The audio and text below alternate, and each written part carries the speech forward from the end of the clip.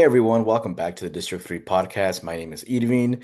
I'm actually doing this podcast episode by myself this week again, but I'm glad to be joined by a friend and organizer.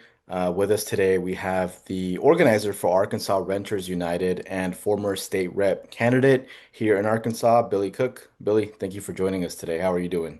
I'm doing so great. Thank you so much for having me on here again. The last time I was on here was during the campaign season.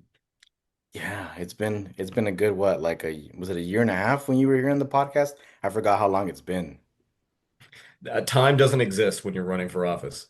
I agree. I agree. Well, we're kind of here to kind of talk more like I guess, a serious topic, right? One of the things that you do is you really communicate and organize with renters. You know a lot about the housing situation here in Northwest Arkansas and how it affects, some of the folks that have less access to resources and are struggling and sometimes get kicked out of their homes. And I know that you've heard so many testimonies of people in the community going through it. So I guess I just kind of wanted to just start by asking you, what's the current status right now? And I know specifically Fayetteville seems to be getting the most attention of different things that are happening in the city in regards to housing, in regards to people getting kicked out of, what they've seen as their home. Um, what are some of the things that you're hearing that are happening right now in Fayetteville and in Northwest Arkansas? But I didn't want to have a focus on Fayetteville just because of how, out there in public it's been the past few days. Absolutely. Well, one thing to note, the housing crisis is happening everywhere. It's happening in Fayetteville, Northwest Arkansas, and all across the country. Hmm. But each different area is reacting to it in a different way. So Fayetteville reacted to the housing crisis over a year ago by declaring one. A big community coalition of groups came together and demanded that the city acknowledge that we are in a crisis. Because rents are really high, there's not enough housing to go around, and people are being pushed out of the city. And so the city acknowledged publicly that there's a housing crisis. They declared one, which was a victory that many people saw in the community.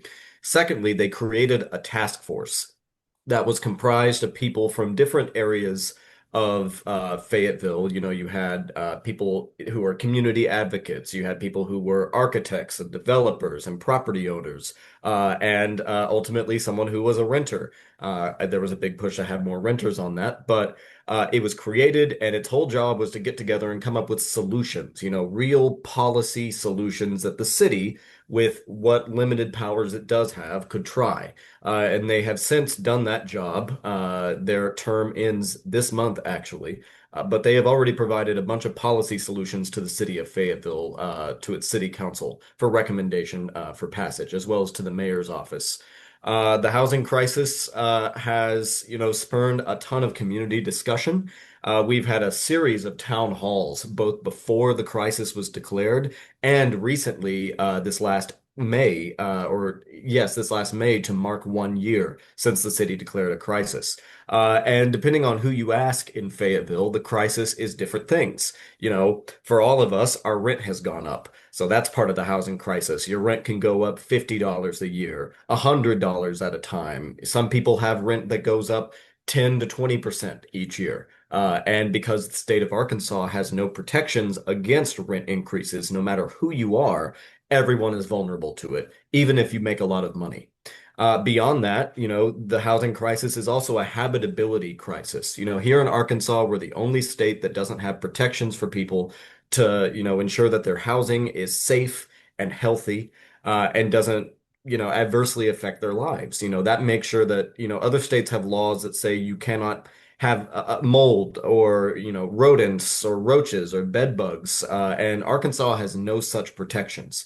And so for a lot of people, the crisis is habitability. They're living in housing that's making them sick. It's putting them or their kids in the hospital. They're in the doctor a lot more than other people. And they have no legal recourse to do anything about it as renters under Arkansas law. And so here in Fayetteville, that has also been a huge topic of discussion. You know, what can we do as a city to make sure people have safe and healthy and affordable housing, even with the few tools that the state of Arkansas gives us to do that?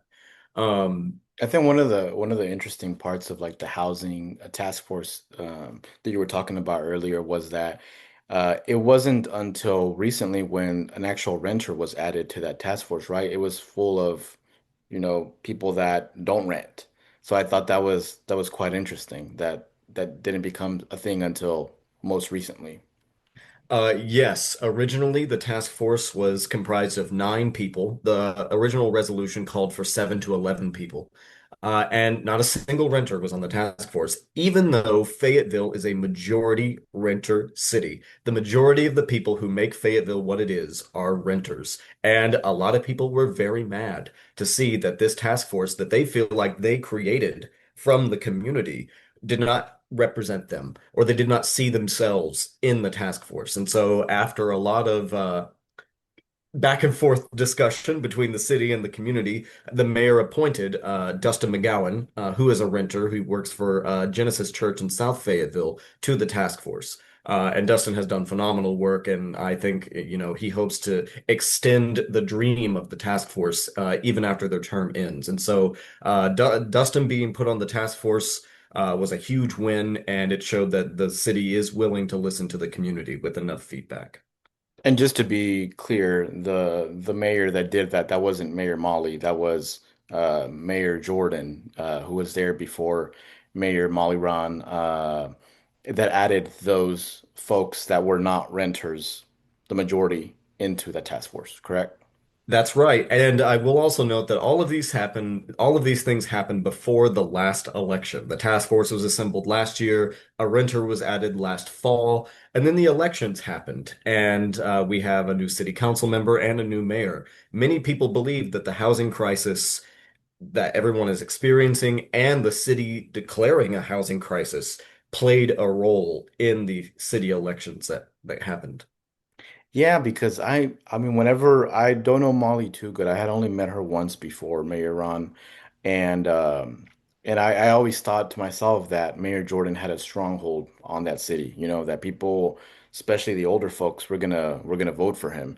And then he ended up losing. And then when on these conversations that I've had with people, they agree with what you say, that the housing situation was probably what made the biggest impact in the election results. Another thing, going back to what you said, first of all, shout out Dustin, who hopefully will be watching this episode.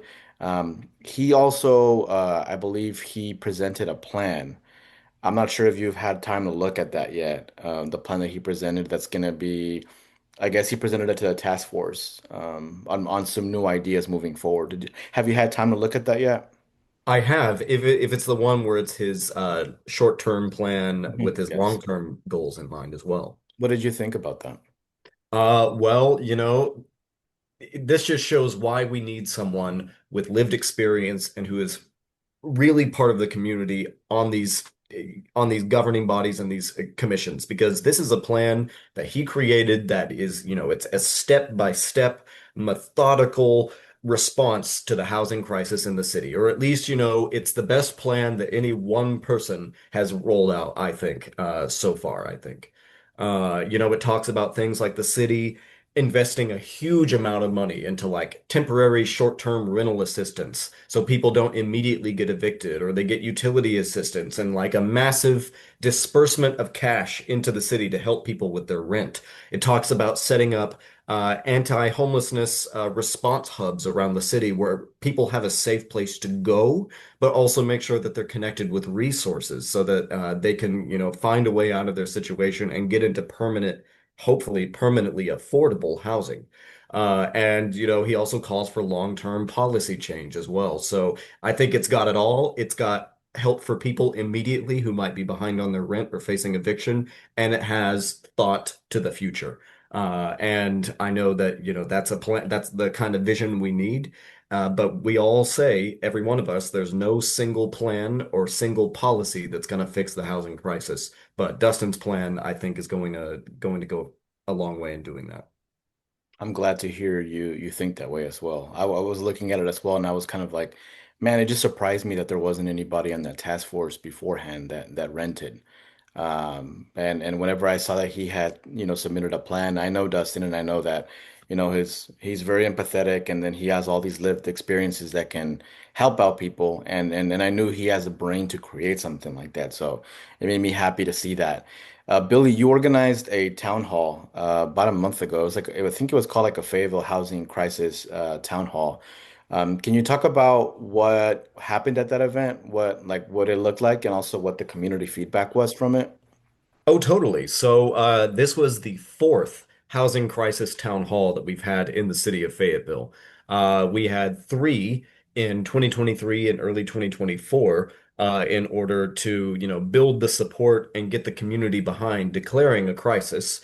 We didn't have a town hall after a crisis was declared, but this April marked a year since our city declared one. So, we all thought, it would be good to get people together again to say, hey, the city declared a crisis around the housing issue a year ago. Let's get together and talk about how that's been going. And sort of like the very first housing crisis town hall that we ever had in September 2023, this one was a community panel discussion made up of people with lived experience. And we selected for people that are, student renters, people that live in public housing, people that have gone through or were currently experiencing homelessness, people that are, just a young professional that's just trying to get by, someone with a criminal record who has a harder time finding housing than other people, so that they can tell their stories, talk about what the housing crisis means to them individually. And then we had, a community open discussion where people came, they talked about, ideas that they had that could be used to fight the housing crisis. They talked about their experiences. They called for policy change from the city, a need for things like public transit to integrate housing and public transportation. And about half the city council showed up, as well as the mayor. So that shows that, the political leadership knows that they must pay attention to this issue now, that there are too many people and too many eyes on the housing issue to ignore anymore. And that has been the purpose of all of this, to bring it to light and to hold people accountable until the crisis gets solved. I know from our partner organizations, they all felt like it was a really productive discussion. The church that we had it at, the shout out to the University Unitarian Universalist Church in Fayetteville. They gave us everything for free. Their justice team worked so diligently to get us the space, and it was so fantastic. And that's not all, because now we're going to have a fifth housing crisis town hall in September of this year on the University of Arkansas campus. Because we really need to bring students together into the housing fight, because the U of A has its own housing crisis that is undeniably linked to the larger Fayetteville housing crisis. So I'm really excited to go back to the U of A, and meet students there and draw people out.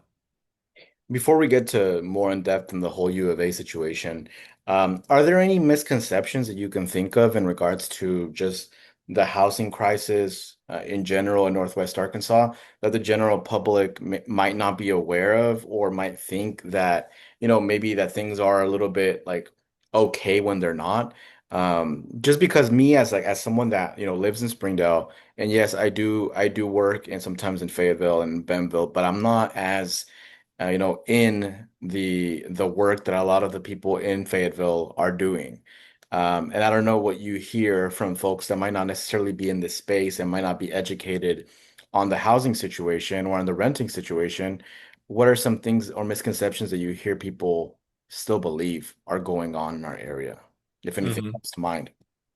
Oh, totally. Well, I think here in Northwest Arkansas, people might assume that the housing crisis is a Fayetteville problem or a Fayetteville situation because Fayetteville has been so loud in talking about it. But that's not the case at all. Mhm. There are unhoused people in Springdale, people who are dealing with rent increases and unsafe housing in Springdale. And that's the case in Bentonville and Rogers and even the smaller rural towns around Northwest Arkansas.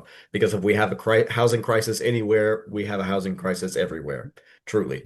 I think, secondly, also people think that the housing crisis is just rent going up. But as I said earlier, it's also the fact that people are trapped in unsafe unhealthy housing that is making them sick or is threatening their lives, or, because the rent is going up and they can't find anywhere else to move, they are trapped in that unsafe and unlivable housing. And not everyone goes to bed at night looking at rats and roaches, which is a good thing, but a lot of people do. And for them, that is a crisis. Yeah. And so, so it's not just rent going up. It's not just a Fayetteville problem. It's everywhere. And, it's not just about how much we spend. It's about how much we have in the quality of our housing. I like what you said about Fayetteville being loud because I do feel that way. I do. I mean, I think people here in Springdale know that we have also, a housing crisis as well, and folks are struggling. We have housing insecure folks as well. You can see it whenever you go to some of the parks here. Folks are falling asleep in the park, where the benches are at, and sometimes like whenever there's any kind of community event that gets done to help feed people or help with clothes and stuff, a lot of people show up, and sometimes they're like, oh, wow, I didn't even know there was housing insecure folks in Springdale. They're everywhere, like you said. Mm. Why do you think people are louder in Fayetteville? Is it because it tends to be more of a uh, I don't want to say leftist town, but it seems to be more of a liberal leaning town in general. Like, do you feel that's why they're more loud, or do you think that there's a bigger housing crisis in Fayetteville than any of the nearby cities? Well, I think yes to both of your questions, actually. Fayetteville is the second largest city in the state of Arkansas, also. Hmm. So anything that happens in Fayetteville is going to be big, Hmm. especially if there's a housing crisis. So we can't get around that. Fayetteville is maybe one day going to be the largest city in the state of Hmm. Arkansas at this rate of growth. And also, yes, Fayetteville is also a progressive town. Uh, and people, are really engaged with those progressive policies and want to see like a progressive solution to the housing crisis, especially in a state like Arkansas where you don't have a lot of progressive towns. But also, the reason people are hearing so much about housing in Fayetteville is because the community got organized. And you had groups like Arkansas Renters United, Circles NWA, New Beginnings, Make Fayetteville Livable, and other people that were just concerned in the community who got together. They made a plan. They showed up to public meetings. They contacted their council members and the mayors, and they got loud because they were able to get organized. And the truth is, we're just waiting for all of these other cities to start to get organized too. And if you can do it in Fayetteville, you can do it anywhere because it's just organizing people. Because like you said, people in Springdale see these housing problems just like anywhere else.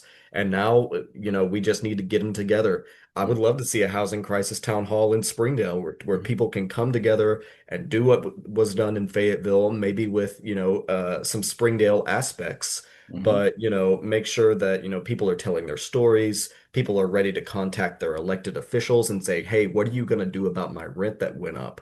And then, get organized and stay organized. And so Fayetteville might seem like it's special with how it's responding to the housing crisis, but it's really just because folk got organized. Makes sense. Makes sense. So I also wanted to touch on the situation with the university and the sweep that's scheduled to happen. By the time this episode comes out, it would have been the day before. So on June 9th, I think is the day. Can you talk about what that situation is, what's going on, and how it's going to affect folks that are housing insecure living on that University of Arkansas property? uh, Mm. or land, I mean. Yeah. Yes. So there's a parcel of land that's owned by the University of Arkansas on 19th Street in South Fayetteville, next to the Salvation Army. And as I understand it, the University of Arkansas's police are going to be doing a sweep through the property to remove people who have been camping on the property because they have nowhere else to go. And a lot of the unhoused people have been pushed into South Fayetteville because of a lot of our policies, and that's just where people have been pushed. And now the university, as I understand, is looking to do something with this land. They either intend to sell it or something. And so they need to get people off. And so they will charge people if they are there past the sweep with criminal trespassing. They will remove people's personal property and their belongings. They'll send in the police to physically remove people if people don't go on their own, because you sweep through the land and remove people as you go. And that is just wrong. That does not solve homelessness. You cannot just push human beings away and say that you've solved the problem, because they're still going to be homeless wherever you push them to. And this is further made worse because the city of Fayetteville passed an anti-camping ordinance in 2023 that could give you further criminal penalties if you are not on someone's land camping with a permit, or with the permission of the person who is living there. And so, people have nowhere else to go except perhaps the public parks, which is in South Fayetteville, already populated with a number of people who camp. And so this is wrong. The university should not be doing this sweep at all. We hear that perhaps the city of Fayetteville's police is also cooperating with the University of Arkansas's Yeah. police to conduct this sweep. If that is the case, that is wrong. The city of Fayetteville doesn't have a ton of jurisdiction over the U of A because it's a state university, but they should be calling out the university for this abysmal act, because now it's going to be Fayetteville that has to deal with the consequences of what the university is doing.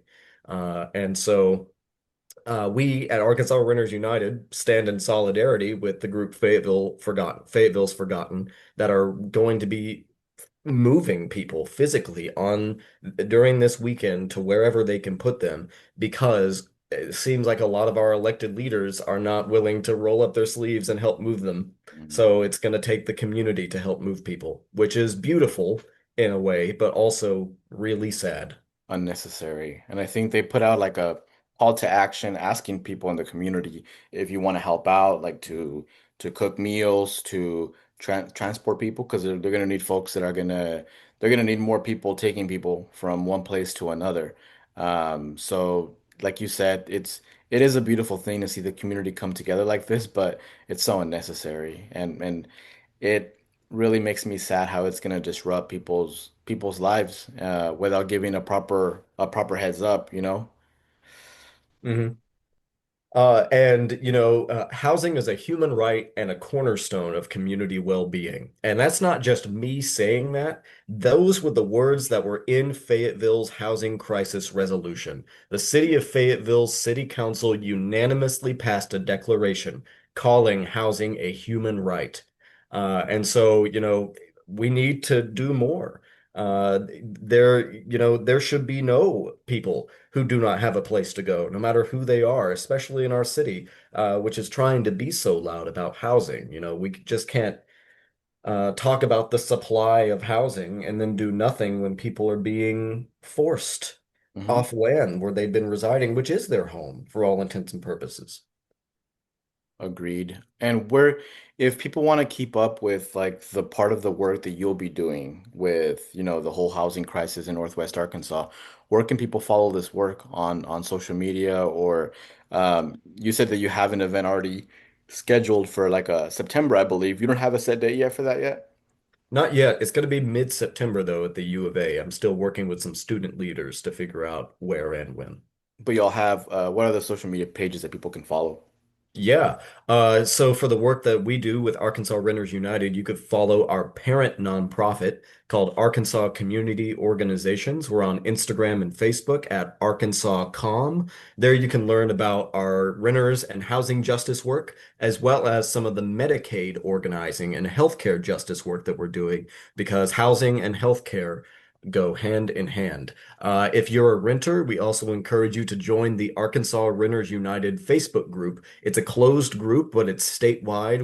We have new members join from around the state, and we post updates about what we're doing in there as well. Sounds good. Well, Billy, thanks for all the work that you're doing and for the work, of the folks that are working alongside you. We appreciate it, and people need this kind of help. So it's unfortunate that we find ourselves in this situation where people need this kind of help, right? Because it's not fair.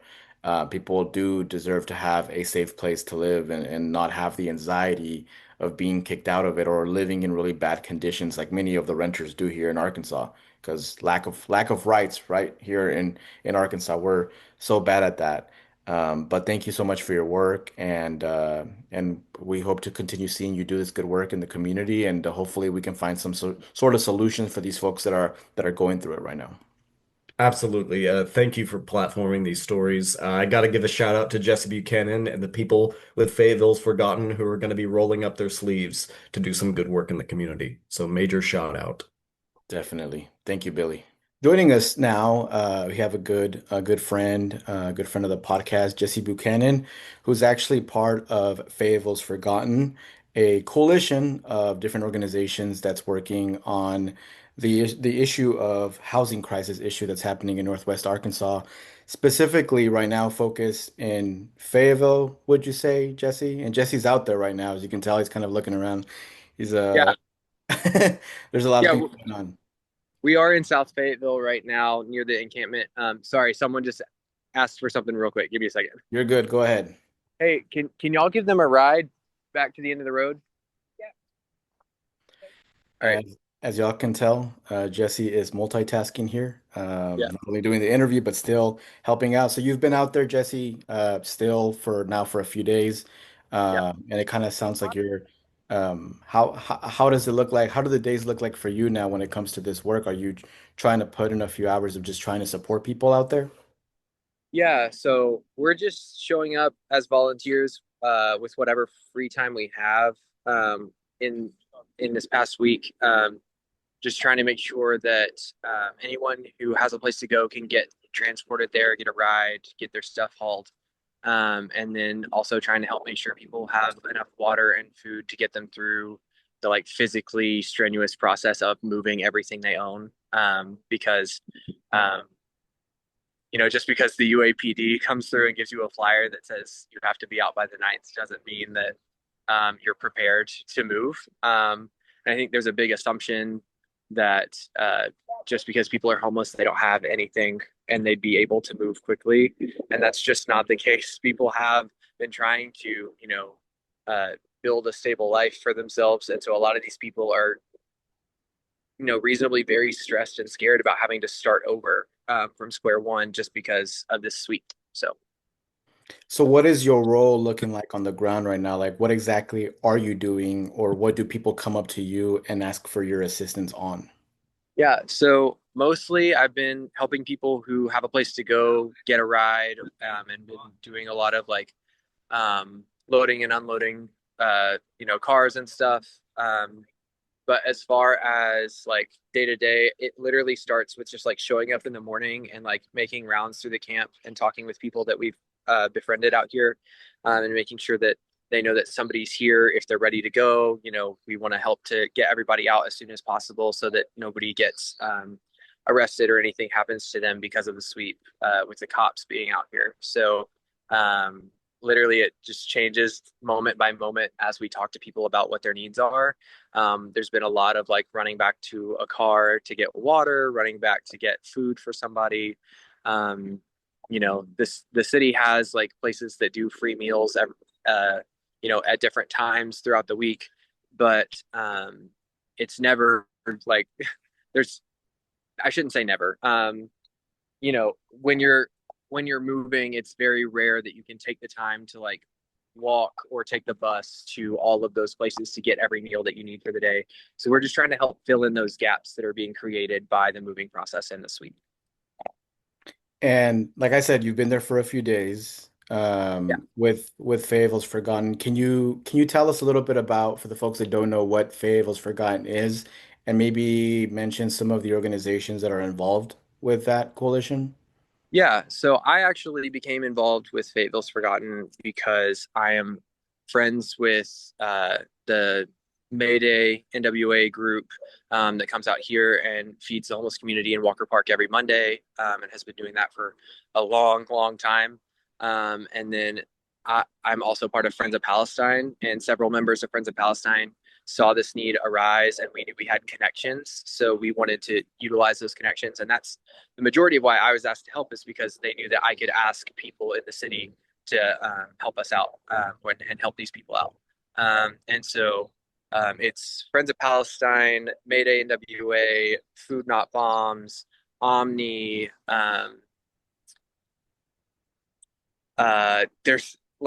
There's a book club that like everyone in the book club has just jumped in to help. Like Mm. there's multiple community groups that are involved in this, but it's all being centered in the wisdom of the people who have been in this community for a really long time. You know, Richard and Gladys Tiffany at Omni are the reason that the anti-camping ordinance exists, because they were allowing homeless people to camp out on their property, and the city passed a law making that illegal, which is a large part of why the current state of homelessness in Fayetteville is as drastic and as criminalized as it is, because that anti-camping ordinance prevents people who do own land from allowing people to camp on it. So I guess one of my questions that I have is how does it feel the fact that community members have to kind of come together and not I wouldn't say necessarily create solutions, but create some sort of like transition process. It kind of seems like it's like a failure of the system, right? That people are Yeah. just kind of swept out from where they were at, and now citizens of Fayetteville have to try to find, a process for folks to not just be thrown anywhere without a place to properly stay. Uh, how are you feeling about that? That's it's infuriating. I think everyone is out here. This has been brought up multiple times. The underlying value that we all share is that there are people suffering in our community, and no one deserves that. And so we're all furious that the system enables and leaves people in this state of suffering so often.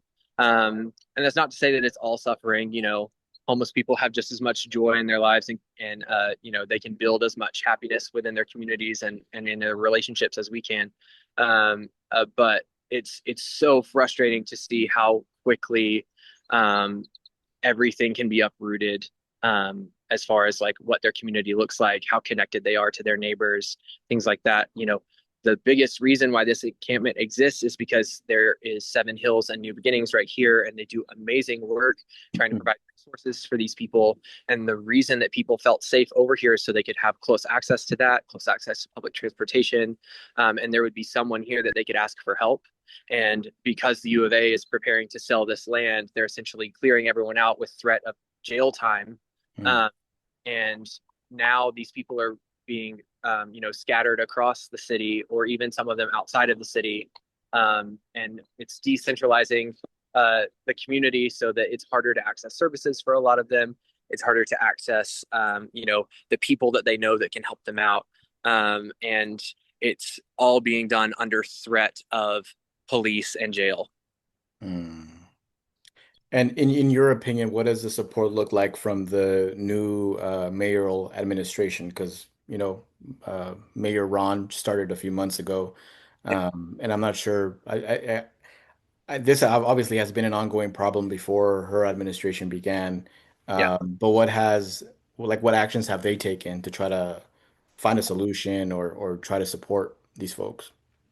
Yeah, so Mayor Ron did respond to what's going on by hosting a public meeting for the whole community at um, uh, at St. Paul's Episcopal Church on Sunday night from 4 to 6, and it was a completely packed house. A lot of us who were helping people uproot their entire lives and move to somewhere else just took everyone with us because they all wanted to go tell Molly how they felt.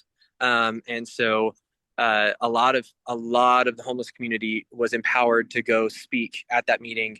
Um, Unfortunately, it was capped at 2 hours because there were enough stories and enough of personal experience in that room that we could have been there all night listening to people explain the different nuances of how they have been denied care through the systems that are currently set up, or how they have slipped through the cracks of the existing system. And a lot of people are very appreciative that the mayor did, you know, offer that space for people and offer that listening scenario for people. And I know that the mayor has since announced the assemblance of a homelessness task force within the city government to try to develop solutions. That's a major partnership between a bunch of different organizations and departments within the city. Um, And the mayor has also reminded everyone that she is trying to and very close to hiring a housing coordinator position that's like a paid city employee whose job will be to find solutions for housing and homelessness in Fayetteville. Um, and those are great steps, but those do not address what is happening right now, which is the threat of police and jail time against anyone who doesn't have a place to live in Fayetteville. And we have asked the city multiple times, is there anywhere for these people to go that is legal? And the response overwhelmingly has been legally, there is nowhere in the city of Fayetteville that people can go, which naturally leaves a lot of us asking, so is it a crime to be homeless in the city of Fayetteville? And technically, according to wording and according to someone at the meeting, homelessness is not named as a criminal thing. But if there's nowhere for you to legally exist as a homeless person in the city, what does that say? Mm. Yeah. Uh, and that's where we see the biggest failure of the system is that the city could not name a single place for people who are being displaced by the sweep to go to that they would be safe and not just get swept out the next few days by cops. So with the work that y'all have been doing the past few days, is there some sort of like number that y'all have of amount of people that still haven't found a place to stay that's obviously not stable, right? Stable, like stability is a whole other thing, but like, is there still a high number of people that are out there that don't know what to do? Um, Stability is a funny word in this scenario because almost no one that has a place to go has a stable place to go.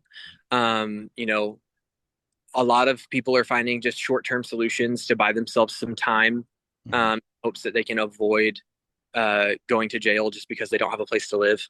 But almost everyone we've talked to does not have a long-term solution. There are a few people that we've been able to help and get in contact with folks that can help them out long term. Um, we've done a lot of like really difficult on the ground work, figuring out who knows who and like if anybody has family that could get them in with some other facility or something like that. Um, that just it's a lot of trying everything we could possibly think of and coming up short in 99% of the scenarios, Mm. which is soul crushing work to be doing, Mm. especially because we're none of us want this problem to exist in the first place. Um, it's very very infuriating and deeply saddening to see people at their lowest points. You know, we got people out here who have been cut off from their families because of their gender or because of their gender identity or because of their sexual orientation, and they've been essentially disowned, and that's left them with nothing and no connections. Who are at their lowest breaking point. We're just trying to keep people alive right now. Mm. Yeah. And thankfully, nobody has died and nobody's gone to jail yet. But everybody knows that the amount of time left is shrinking before the cops actually come through and start arresting anyone who's left. Um, and that's the biggest thing that I think is raising so much alarm for everybody is that panic that comes with knowing that you could be gone at any moment. Mm. Is there any current call to action? Anything that the community can support in the efforts that y'all are leading? Um, there's a continued call to put pressure on the city to come up with solutions. We've talked about the old safe camp that was established during COVID.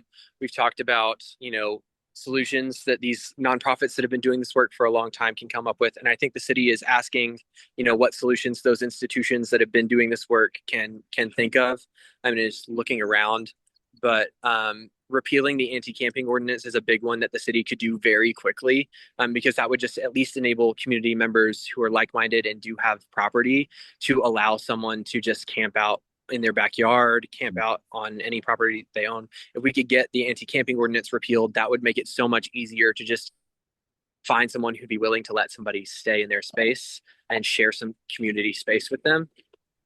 Because there's so many people trying to help, Mm. and we keep asking the same question, and every single person is looking around, asking where do we go, and that's just it's a circle of people all asking each other where do we go.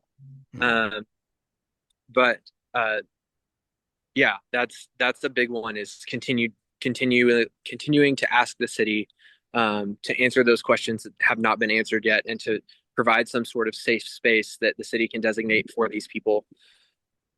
And then also just pull back their police presence.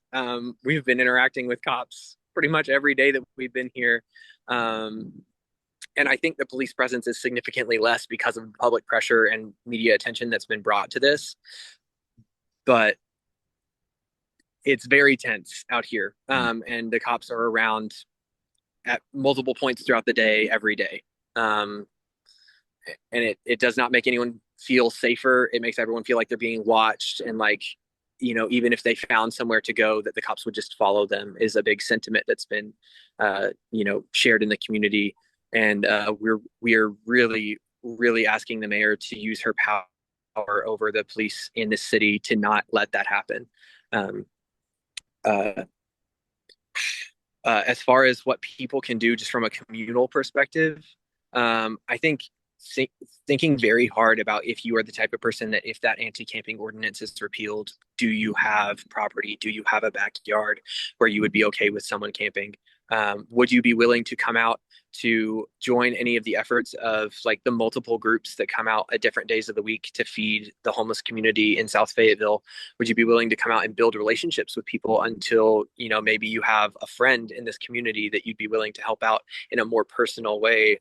It's I think a lot of what's happened this week is a lot of us have become lifelong friends with people that we've only been working with for a short period of time. And a lot of us have, gone from, we knew these people by face and by name a little bit because we helped them every now and then for a long time, but all of a sudden there's a much deeper connection happening. And I think if everyone in the city was able to, participate in these efforts to build those true community connections, a lot of people would be able to help out in ways they've never thought possible before. This week has been a lot of taking things that were previously assumed to be impossible and pushing back against that idea to widen the window of what we're able to accomplish as a community. Um, there, yeah. And then as far as like anyone who can't help in person but wants to donate or whatever, there's New Beginnings, there's Seven Hills. As nonprofits, there's Mayday NWA that feeds at least a week in the community, and is a main reason why this effort to help these folks is happening. But there are multiple community groups that are trying their best to use whatever resources we have at our disposal right now. And so the more people that are actually a part of our community, the stronger our ability to help people gets.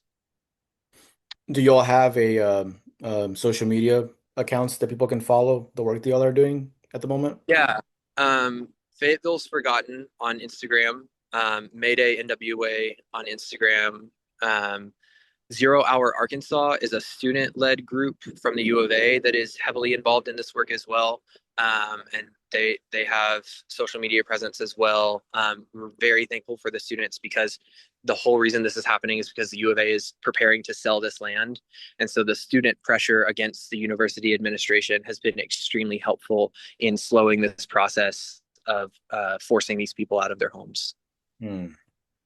Uh, Well, I yeah, appreciate the information, Jesse. Thank you for all the work that you do. I know it's not easy, and I know that this is probably the time that you were supposed to have off when you're not teaching, right? So the fact that yeah, you're out there, supporting people says a lot about you as an individual, but this shouldn't be happening, right? right, This shouldn't be the alternative that y'all are out there having to support people instead of people getting, got kicked out of their homes, of where they were staying at. So I know that you understand that, but for everybody that's listening, I think it's important for people to be educated on things that are happening just a few miles from our homes.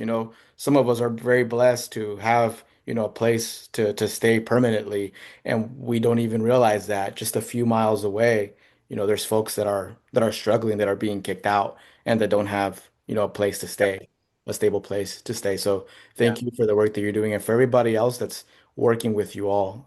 They'll be listening to this episode. Thank you all. Also, and hopefully some solution is found. I think the responsibility that we have as community members is to help build that pressure so that the city of Fayetteville find solutions and are able to kind of assist at the moment, even if it's not the official permanent solution right now. Like, what can you do to make the lives of these individuals um, less stressful with what they're Yeah. experiencing?